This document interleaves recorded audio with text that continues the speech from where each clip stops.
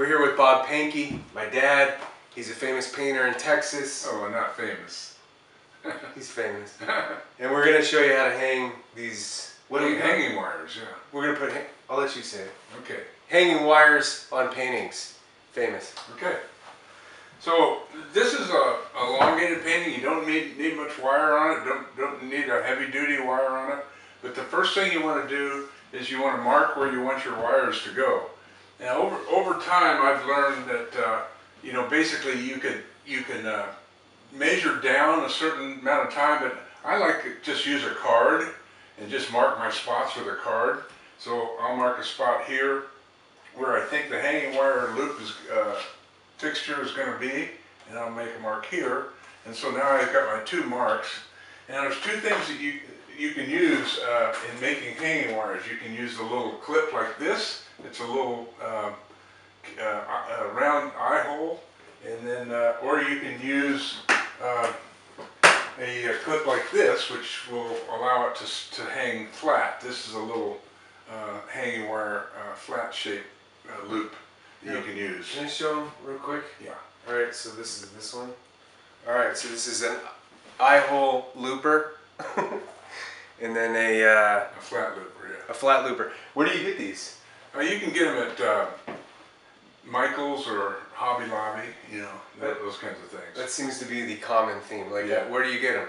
Michael's. Alright, here so I'm going to put this on a eye loop, eye hole loop, and so I'm just going to put my hole puncher, put a hole there to help it get started on that side, and then I'll turn it around and get the same distance and punch that in. In surgery, that's called an awl. Yeah. Or construction, awl. Smart. So then once you got your hole set, it's a little bit easier to get this little eye looper in. You just turn it in like that. No problem. Get your other one on the other side. Eye looper. Eye hole looper. There's got to be a technical.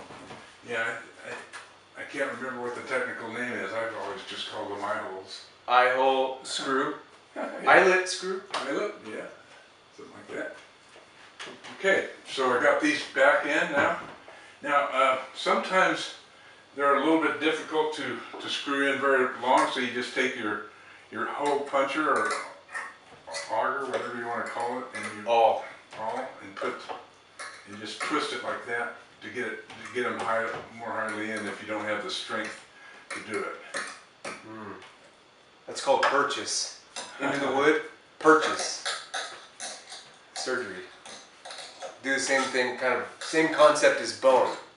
You know, in surgery, all screw goes in. So we've got these in now, and now the rest of the time you just want to work with a wire hanger. Now when you buy these wires, they're like flexible cables basically. You don't want to put a very light wire on a heavy painting. Okay. You want to put a pretty good size wire so your paintings will hold up. And so you just loop it through. And let's do a twisty. Yeah, twist it around. And it'll stick. Yeah, and after a while you get pretty good at practicing these little techniques. What are some of the different wire? I mean, well, they come in gauges of pound weight. So some of them are 10 pounds, 20 pounds, 30 pound weight, and that's basically what it'll basically hold. Okay. So now the key on hanging wire is to give a little room. So I'll go up about a ½ inch before the frame in this situation. Go ahead and run it through